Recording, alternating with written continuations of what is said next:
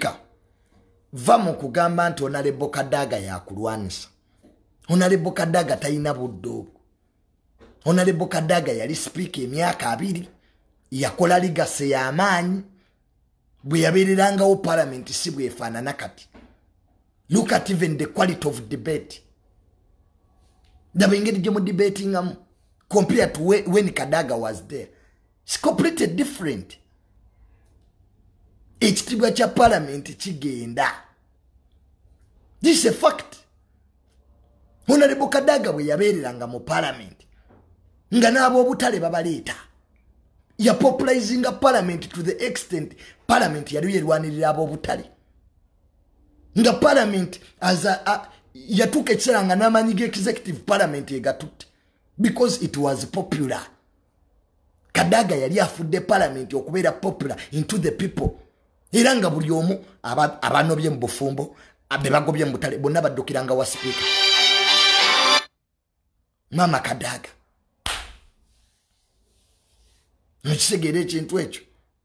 So, I think the Honorable Speaker Anita Amongi ave mu by'okuzannya blame games okunenya bakulembeze banne. Yo speech gye yawa yali ya kisiru.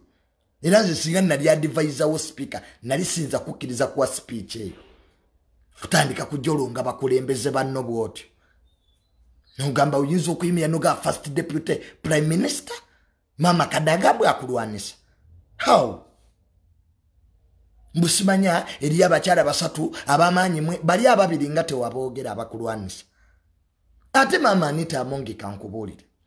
Sigwa soso kuba speaker wa parliament ate sigwa sempi. Iyo parliament sekandi yaliwo nga speaker. Ye nga teyagamba nti bamulwanisa. Kakati kitegeeza nti by the way just wetaga bwetazi kwetereza ng'omuntu.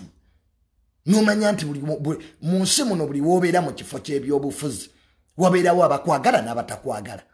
That's a fact. Ekyo speaker olina okukitegeera. Nti buli wamu buli kifo ky'obeeramu. There are people who love you and those who hate you. But kiri eri gwe as a leader. Bobi Wine ye bamwagala. Wano waliwo omuntu asinza ovumanga Bobi Wine. Gwano ffe tuvumye principle Bobi Wine. Wali oliddeko Bobi Wine nga alekulira.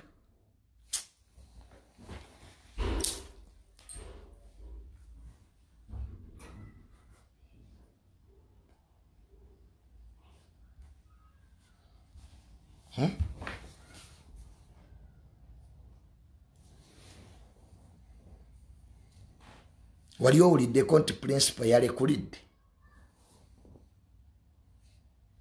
RDC Werubaga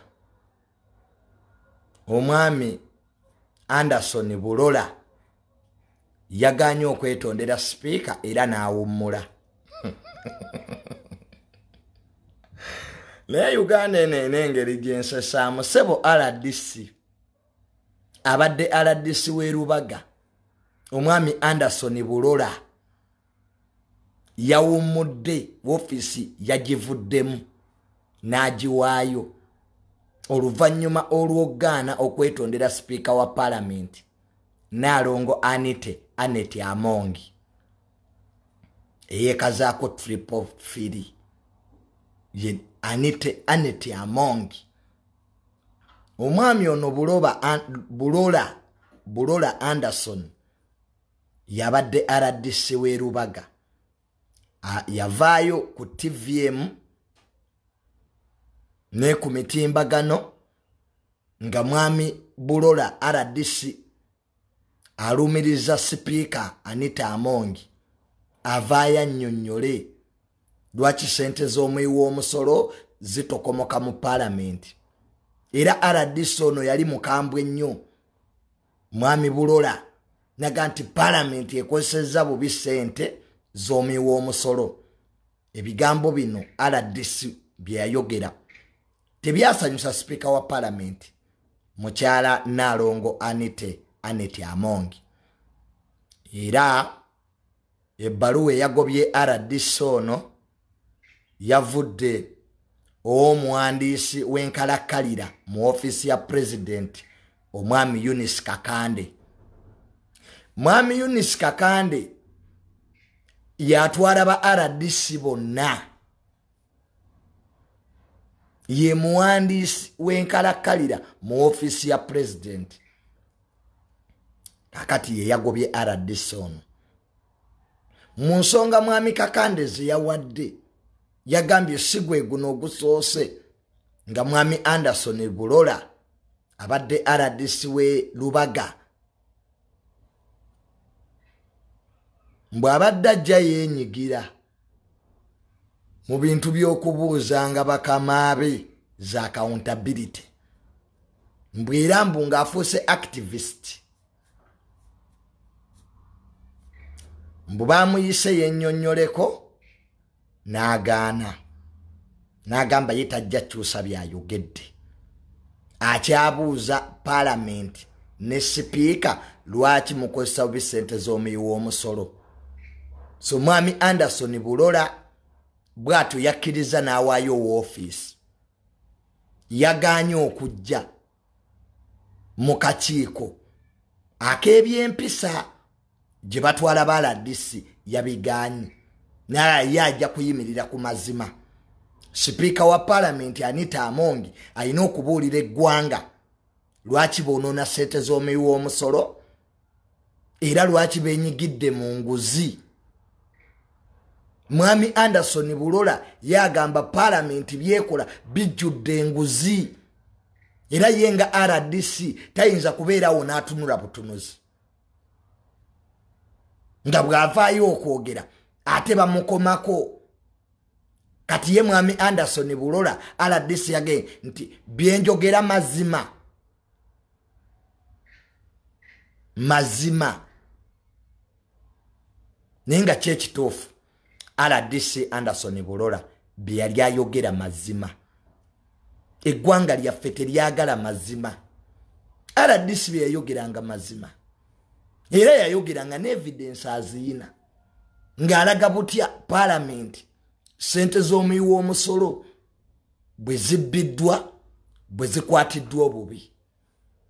N'ebino tebyasanyusa sipiika wa Parliament. So omwana wange ngenda mutuuma Anderson Bulola. Anderson Bulola RDC ndi mabegago. Oyina ekintu kye wademonstrate nze. Amazima gawedde mu ggwanga lino. Omusajja waaba ayina evidence nga ne byayogerako abimanyi lwaki temumuleka n'ayogera. Singa RDC Anderson Bulola bye yabadde ayogera ku Parliament ne sipiika si bituufu lwaki temwamututte mu kkooti ne mumuggulako omusango gwa defamation. Naye temuyinza kuwummuza muntu ku mulimo mbukubanga ayogedde amazima. Ate nga mmwe mwennyini mugamba abakulembeze balwanise enguzi. Gavumenti yennyini yetugamba tulwanise enguzi. Bwe twogera ku bali b'enguzi nga mutugoba. Kati who is fooling who? Okyegedde ekintu ekyo. Nze nandinenyeza RDC Anderson Bulola. Singa bye yabadde ayogera. Tabi ne omusajja agamba ayina evidence. Era yabisomaawo engeri gye beegabidde omusimbi mu Parliament awo. Ky'ekyamazima ddala bannayuganda bangi si basanyufu. N'engeri Parliament gyekolamu emirimu gyayo. Naddala ku bintu bya ssente ez'abannayuganda. Jjukirawo ku Parliament ssente ezikozesebwa za muyi wa musolo. Kabe sipiika, kabe deputy speaker, kabe kiraka. Temuyinaawo ssente zammwe. Ssente za muyi wa musolo. Public eyina okumanya. We entitled to know. Ssente muzikozesa mutya.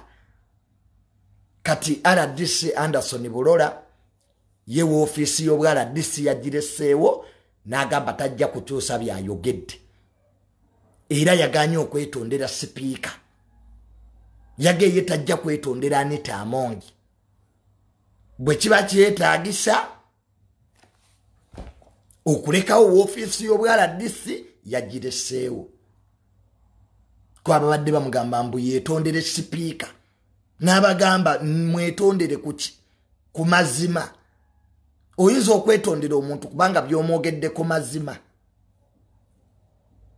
RDC Anderson Bulola kyabuuza nti bwe mbaga nayogedde mazima ate neetonda kuki so kyannaku nnyo nti bwebintu ebyatambudde yabadde RDC w'erubagaawo Anderson Bulola yaleseewo ofiisi y'obwa RDC n'agamba nti ye tagenda kwetondera sipiika Anita Amongi olw'okuvangayo ku mativi ng'agamba nti paalamenti ekutte bubi nnyo ssente z'omuyi w'omusolo era ye mwami RDC Anderson Bulola agamba alina evidence ng'abakulu mu paalamenti beegaba nnyo essente ye kyalaba nti kikyamu so ebintu bino ebyagwa mu bakama be ne bateekawo miitingi mbw ajje n'agaana n'agamba mbu yajja kuyimirira ku mazima RDC Bulola yagaye nti ajja kuyimirira ki oba ye RCC oba ye RDC byonna byebimu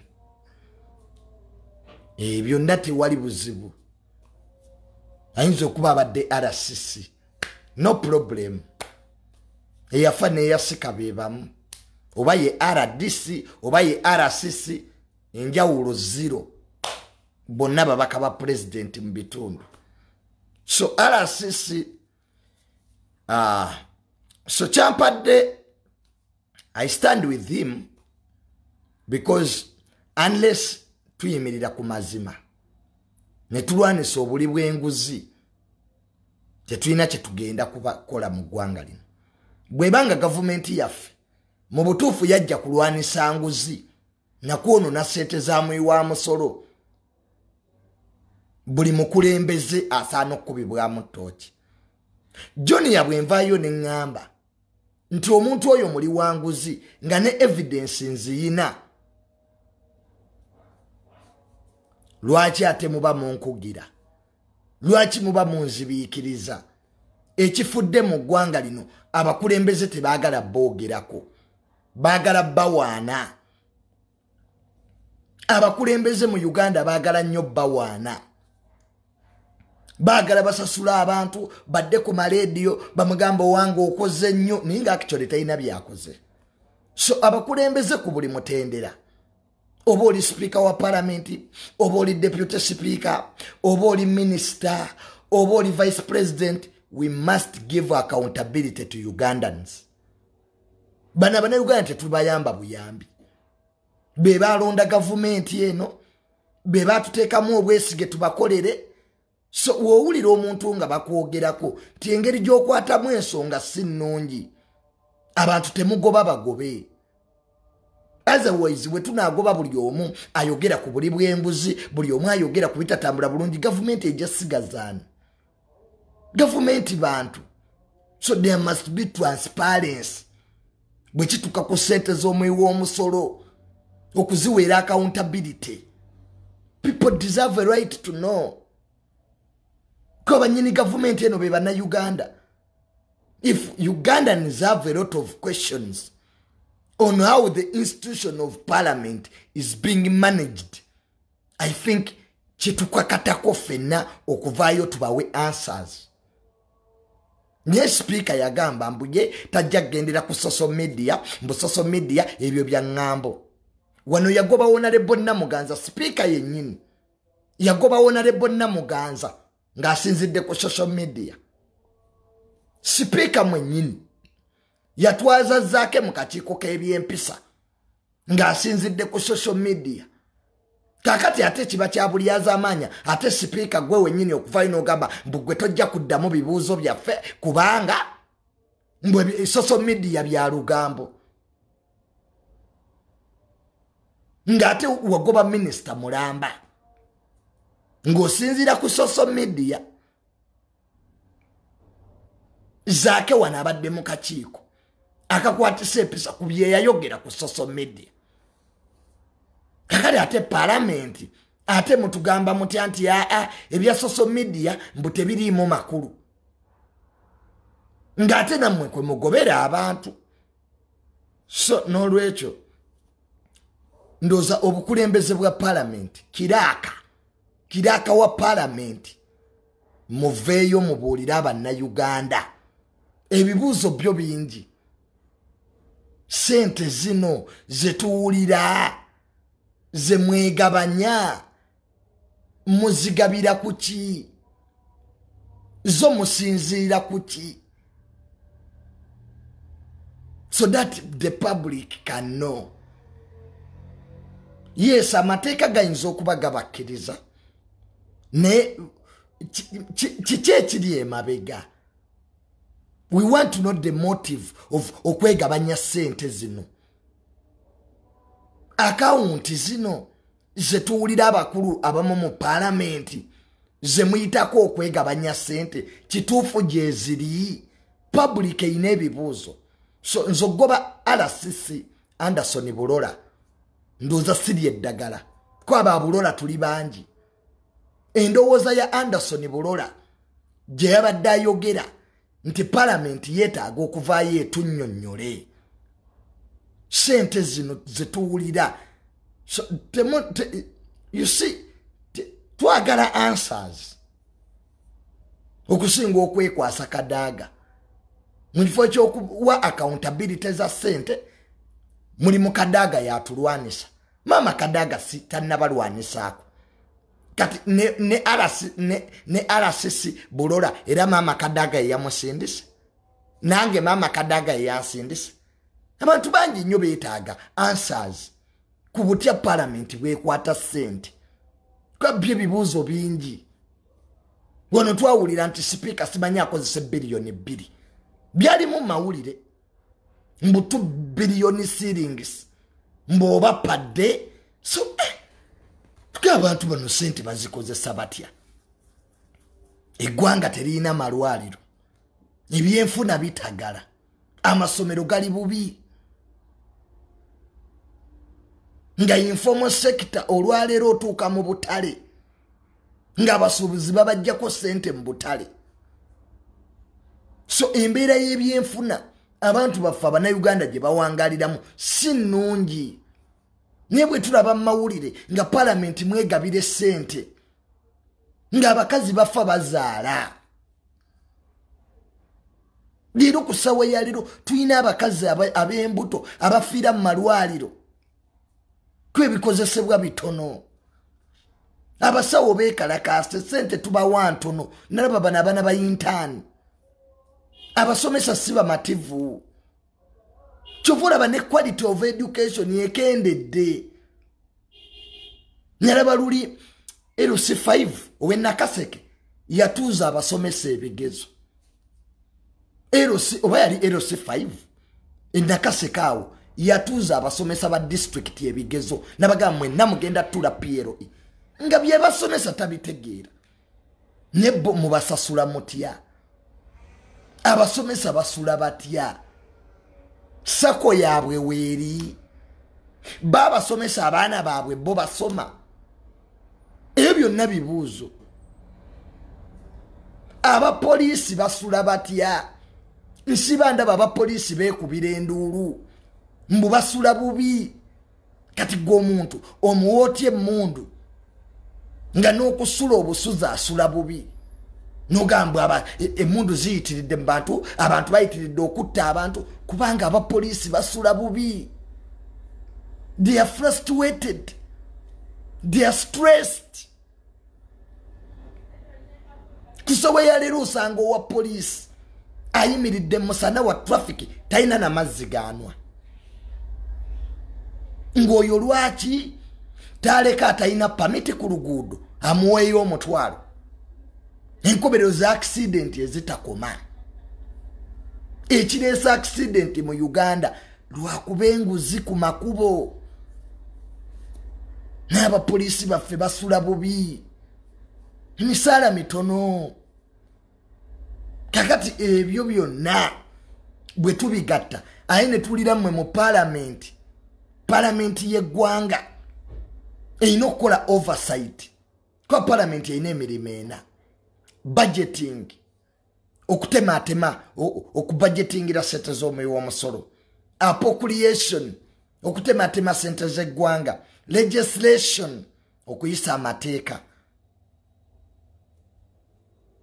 ne oversight okuteekawo obukiiko okunoonyereza butya sente z'eggwanga bwe zikola kati munaanoonyereza mutya mu bukiiko ng'ate mmwe mwennyini mwewa ssente you are giving yourselves money then how can you do your work as oversight so kitukwasa ennaku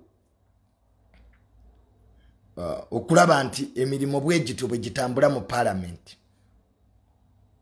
ate era tulina ebibuuzo bingi ne ansa ntono so speaker Anita Amongi kyandibadde kirungi nnyo novaayo nonnyonnyola eggwanga ku bino byonna ebigenda maaso okuvira ddala kuseeteza Honorable Mpuuga miliyoni 5 ne bakamishona abaafuna ebinaabina public eyagala okumanya mwaziba wakuki kubanga wogamba nti Honorable Mpuuga mumuwadde service reward opposition bamwebazaaki ku opposing government Besigye ye mwazimuwa bwe kibanga a service reward nti muziteekewo nga buli opposing government bamuwe 5 tumanye nti Besigye azifunye Bob Wine azifunye Mugisha Muntu azifunye bafutu soja bazifunye nete muyinza kuwa Mpuuga yekka kati Mpuuga mwamusiima kubavuganya.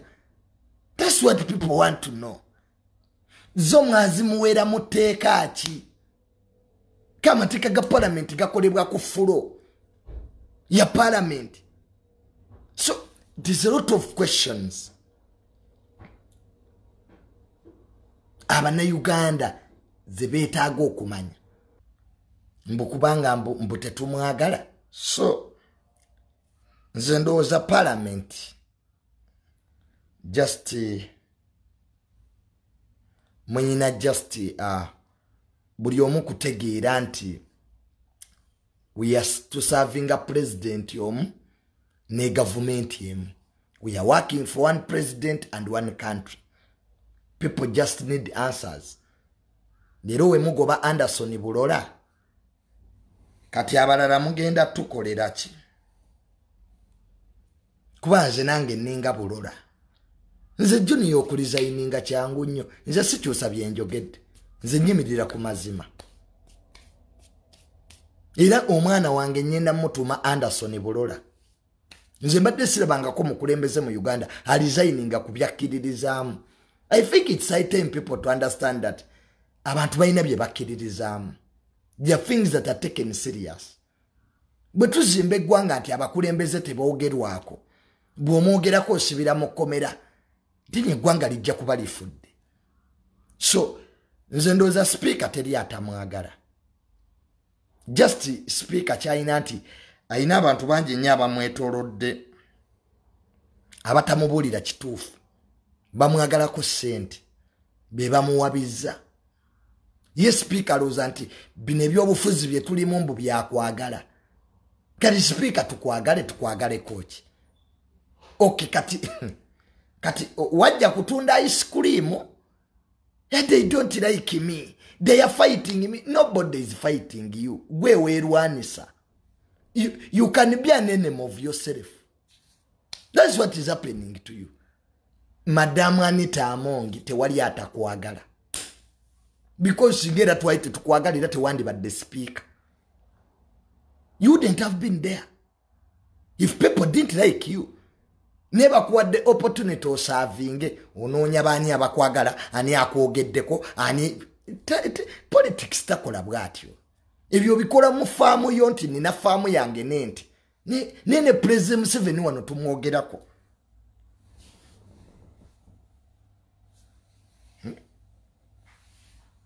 Afuge eggwanga Jeno Muhoozi olaba naye bamukriticizing. So just people need answers. kati ebi blame game simanya mama Kadaga inaligase yengo omuntu. Kadaga was a very powerful speaker. Ile tewali no mwaso bola kijjawo. You can't undermine Kadaga here. Nze ndi Muganda siri Musoga. I'm not a Musoga mu Muganda, but I appreciate what Kadaga did. Kadaga yakola ebintu bingi. Yalwanirira omuntu wa wansi. Second. So Kadaga teyali tribal. He wasn't tribal at all. Yajja kola bwa speaker. Anenze Rebecca Kadaga chenali mwagalako nga ne bw'omwogerako takusiba. Wali olidde kombo oli bamugobyerwa kuvuma speaker Kadaga? Not at all. Yategeera nti okubeera speaker wa Uganda oyina okukolera abantu, tukolera abantu. Agamayumba ge muzimba mu kweraga. People don't need your houses. Lwaki bamposting amayumba gammwe? Lwaki bamutulaga amamotoka gammwe? Twagala ekitu fene tuba ne speaker nga mwavu. We don't care as long as parliament ekola omulimo gwayo which is mandated by the constitution. Ibyo byokweraga mu biveemu. So oguza amamotoka ogateko personalize number plate oguze nyumba ogiraze. What are you insinuating? Bana bavuze baraga byabugagga byabwe mbantu. Because kisiga ekifaananyi ekibye eri abantu. Gorabe ko bawala ba president nga baraga mayumba gabo. Have you ever seen Museveni's daughters showing people their property? Gorabe ko baganda ba president nga baraga abantu amotoka gabwe. Tell me, emyaka anaje bafuze. First family ne webe yagala ogula ettaka. Tebajja bo bennyini. They send other people. Because bachimanyi, they have insulated themselves. When abantu abasinga okutigomya abantu are not westerners. Walabe ko munyankola go abantu kutaka. Bana ba Central Region abaganda be bagula. They don't know the future. The government ene sobola okukyuka enkya. Gwe buli wolaba omuntu akola ekintu. Omwestern atalimu. They're not there. Nze ndi mutaka manya abagoba abantu mutaka. Wono sangala disi nga amanya agoba abantu mutaka n'omutunuzamu kamera n'agaana okwogera. RCCs mwogera ababbi. Talk the thieves. Je milimo president je yabawa. Nga Anderson Bulola bwe yakoze. Yayogedde kubuta nga simu mativu. Nga bana Uganda nga bwe tuli. Eri parliament. Bono sanga ba RDC mu bitundu. Bagobe ekyalo oliyeyo osirise.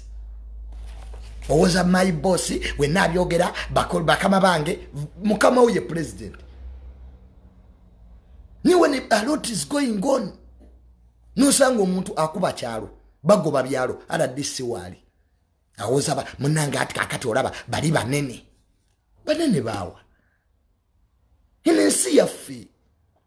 Abantu bino kitegera tetugenda funa gwanga ddala. This is our country. Tunadukira Kenya. Oluza tunagenda Congo. Uganda yaffe. Uganda teina nnyiniyo. Ebintu byonna we bitambula obubi. Naffe tugenda kusafalinga. Goloza bana bavubuka batalina mirimo. Webekalakasa ne balumba business z'abantu n'amayumba g'abantu babalumbye zaabwe obazammwe.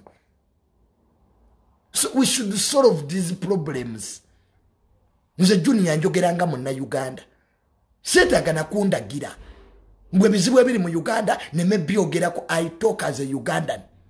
And it's my right by the way. Nze sijja kugenda Kenya. Kati njogere ku bye Kenya. So mujimu that cowardness okokotya kwe muyina hamunange hati kakati olaba tewali kulaba wano. Abantu bali bubi. Abantu betaga services. Nosanga eddwaliro ambulance teri mu mafuta. Kusoboyalira abantu bagwa kwa accident. Ne bamutwalira mu kabangali ya police. Ambulance ziriwa. Where are the ambulances?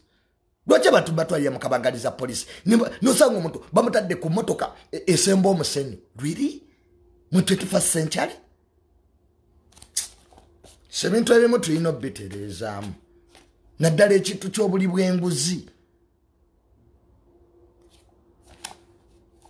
kyone tulina gwe tugenda kuttira ku liiso eggwanga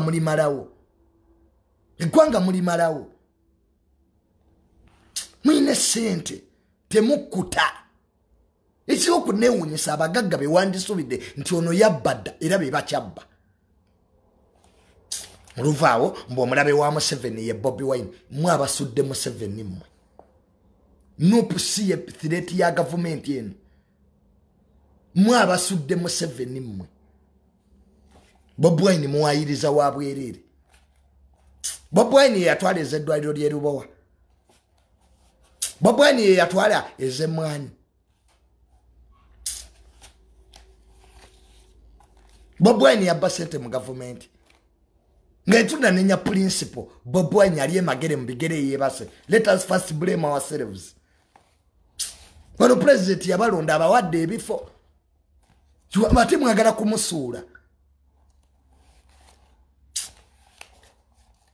neno soma amawulire every day billions of money abantu babanzibe bazimba apartments in Nairobi muloze nsinsiru mwemuloza abantu bakusirika ati basiru temusuula government don't overthrow the president mwe mwenyini mwabeesuulidde Museveni ne mugoba abantu ku ttaka abagoba abantu ku ttaka Bobi Wine abazimbe mu ntobazi Bobi Wine yazimbye mu ntobazi amazzi ne gajja ne gano n'ebintu by'abantu kwa abagagga